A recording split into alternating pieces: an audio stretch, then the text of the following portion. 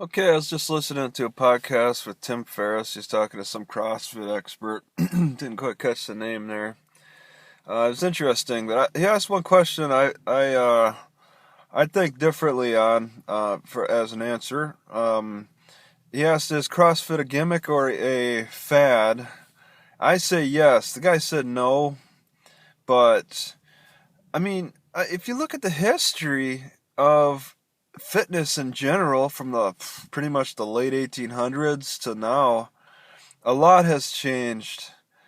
I mean, Indian clubs lost favor. They just don't do it anymore. And it seems like CrossFit, I mean, is not really playing with Indian clubs, but there's a lot of that swinging and craziness and people getting injured.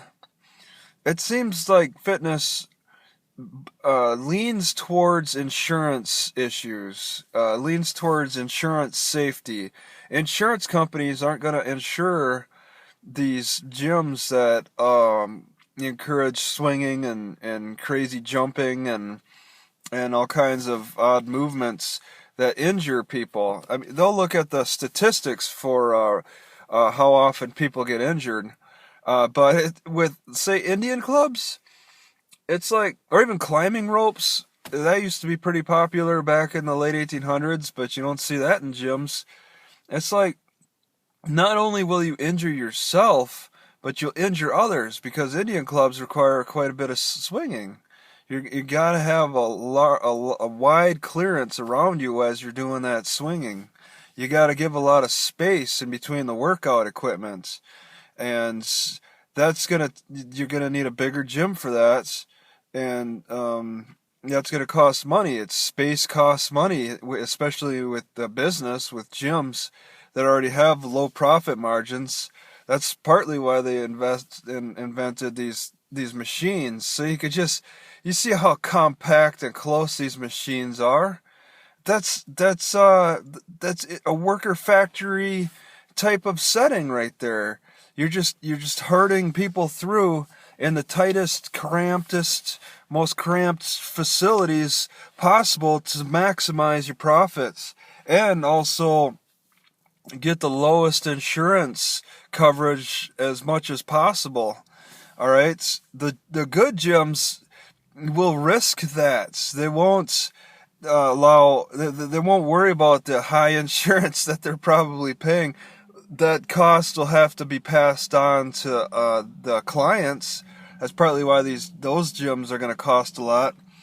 I mean, the gyms that are cheap are really crappy. They're the safest equipment possible, and that doesn't exactly mean that you're getting the best workout.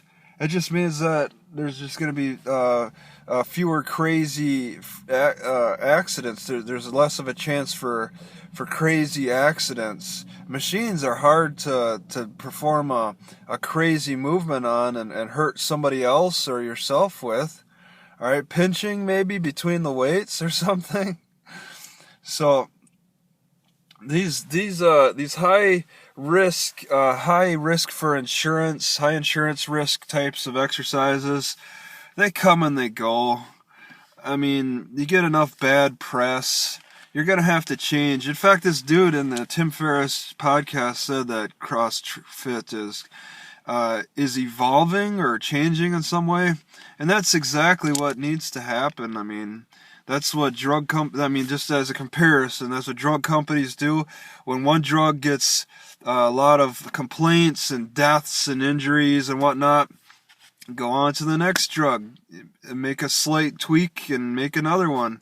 So you make a new type of fitness regimen or something, and call it something completely different. We're doing something completely different here, revolutionizing the world in the fitness industry. And CrossFit right now is it, but it's going to lose favor, just like the Indian clubs unfortunately have, just like a lot of other Taibo and all that. It's really good to keep changing up your fitness routines. All right, but you gotta change them up in ways that, of course, aren't going to injure you. And that's partly why these things like CrossFit are popular, is because they got professionals overlooking you.